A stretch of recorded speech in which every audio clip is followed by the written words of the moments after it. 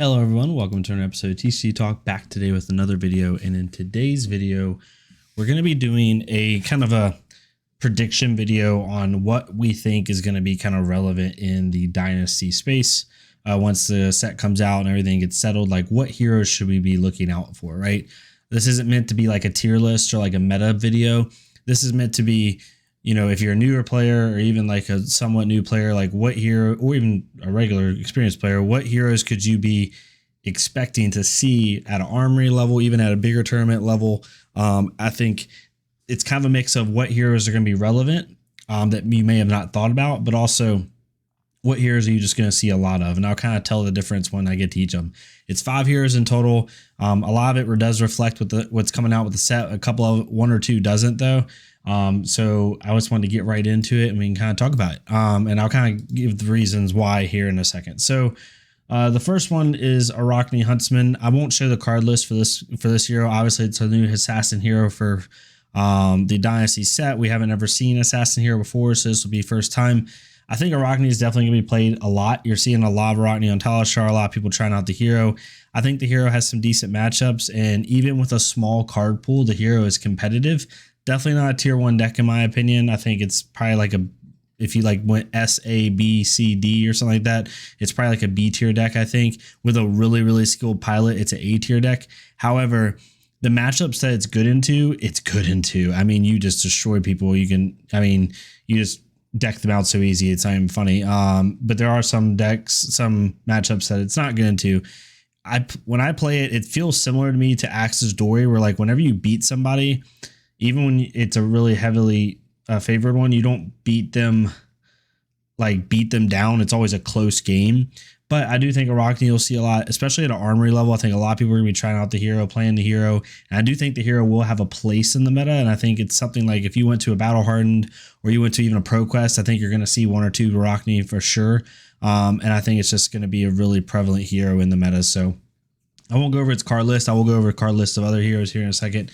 But I wanted to say Arachne is definitely going to be one to look out for. Let's see if we can do this real fast. Yep, there we go. Next one is Bolton.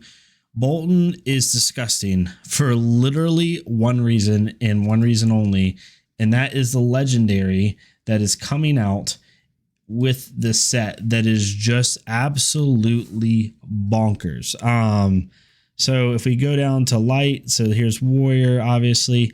This freaking card right here, Spirit of Arena. Irina. It's legendary. You only can have one of them in your deck. If Spirit of Arena would be put into your soul, instead put it into the arena. So you can charge and then put it into the arena. You may play Lumina Ascension as though it were an instant.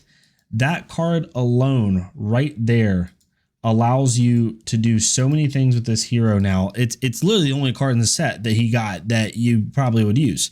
Everything else is really Dory focused. Now there is Jubiel, the new weapon and stuff like that he is kind of in his theme. And then there's a couple ones you could use, possibly depending on what you're doing. But overall, just that one card completely changes the speed of Bolton. Every Bolton I've played with Arachne, with Katsu, with anything, it's just so much faster because when you can now play Beacon of Victory to go get Spirit if you want. And I've seen already seen that happen like once or twice turn 1. They just play Beacon of Victory, go get Spirit, put it in play, and now they can play Lumina as instant the rest of the game. Like you basically have 6 Luminas in your deck because not 6 Luminas total, but you have 6 chances to hit Lumina because of Beacon of Victory. But if you get Spirit out early, it just allows you to play Lumina at instant speed, which changes the play lines up a lot more. It makes it a lot more free, a lot easier for you to play it at as a reaction, right, and not as an action.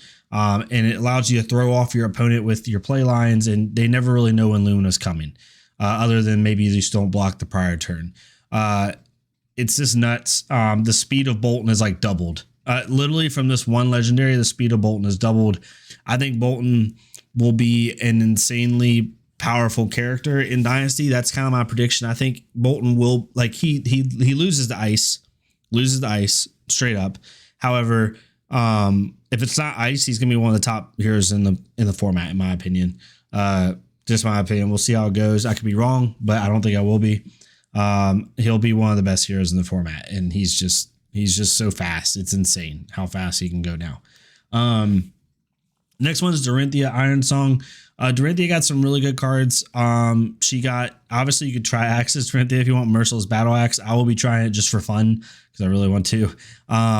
He also got Cleave and a couple other like axe related ones, but mainly it's really helping out her swords. She got the Quicksilver daggers, which we'll see if anyone ends up trying those.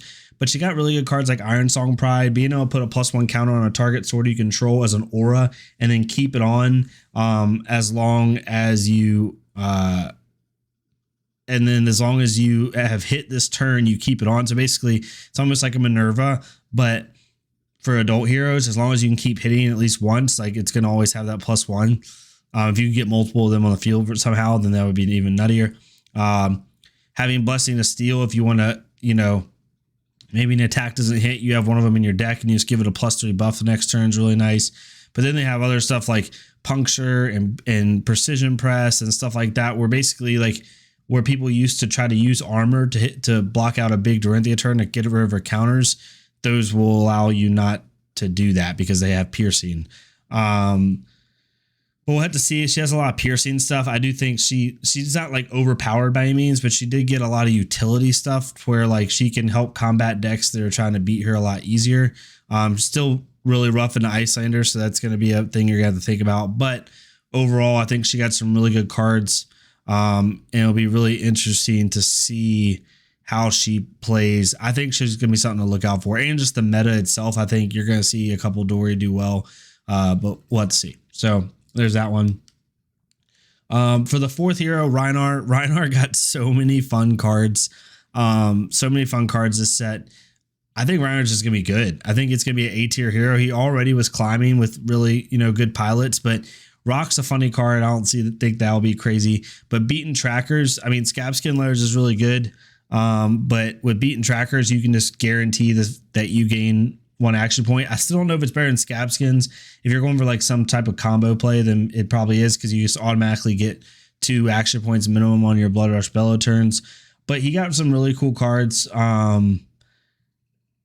Basically, like, he got Savage Beatdown, which is play Savage Beatdown only if you've discarded a card with 6 or more this turn. So if you play it like on the second attack or like later in the turn after a Blood Rush Bellow, and basically as an initial card to play it, you may discard a random card. If the discarded card has 6 or more, it gains +6. So it's the 3 for 12.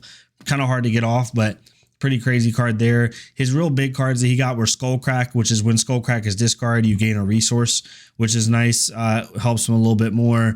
I've seen people use Reincarnate a little bit. Just he got some really cool cards. Madcap Charger is a pretty good card. It's not a 6 or more, but it is something that can give. If you discard a 6 more, gains go again. It's a 1 for 5. Could use it. I think Mudcap Muscle is probably the most useful one, because as an additional card to play it, you discard a random card. If the discard card is 6 or more, it gains +3, so it's a 3 for 9. At red, that'll be probably a really good red to use. He's got a couple really, really good cards that he's going to be able to use pretty effectively. I'm not like a Rhinar aficionado, but most of the people I know are really excited to play him. If you're brand new to the game, Rhinar might be a really fun class for you to play. I think you'd really enjoy it. But overall, yeah, is got 3 good Majestics, a couple good rares, just a really solid hero to play overall. So really excited about that one. And then finally, I had to do it. It's not even just because it's a little bit of bias, but it's true. Like, Katsu is going to be played a lot. The Crouching Tiger mechanic speeds up Katsu a lot. It makes him a little bit more unpredictable, and it also makes him a little bit more power on his combo turns. He's definitely, been racing with 5 and racing with dash, like destroyed dashes, at least boost dash, because he's a lot more flexible now. You can do a lot more with his cards.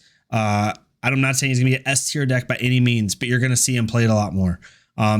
Maybe not a crap ton, because 5 players will still love to play 5. However, and 5 is still going to be good. But however, I think you're definitely going to see him a lot more. So definitely look out for him.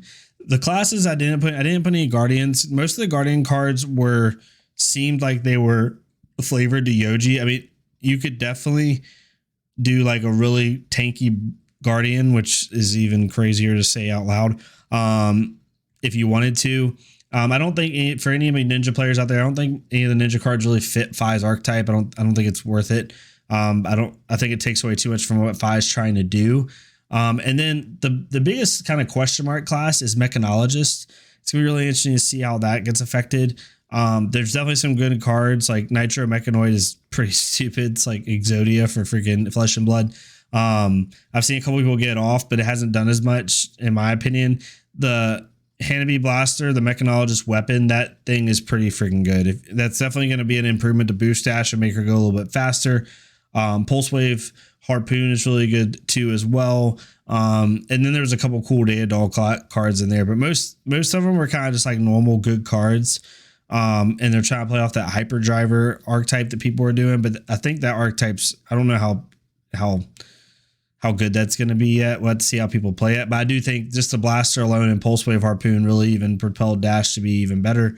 And so we'll have to see how it goes. But overall, super excited about the list. But yeah, I mean, Katsu's one. You have Arachne, Bolton, Dory, and Rhinar, I think are your top 5 that you should look out for. I'm not saying they're going to be top 5 in the meta, but they're top 5 heroes that maybe weren't played as much, which Arachne obviously wasn't, but the other 4 weren't played as much. And you could probably see them more and even grow taller in the meta game. But I think we're going to have a really fun meta in Dynasty. I think it's going to be a really open meta, really a lot of things you can different things you can play.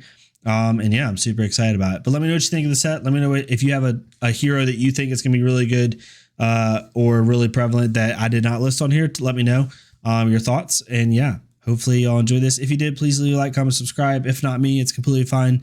Go to our Fleshbug creator, leave a like, comment, subscribe on their stuff so we can get more people seeing this game. And join the Discord if you want down below. We have a fun time in there, whether you're a ninja player or not, doesn't matter. And I'll see y'all next time on TCG Talk. Thank y'all so much.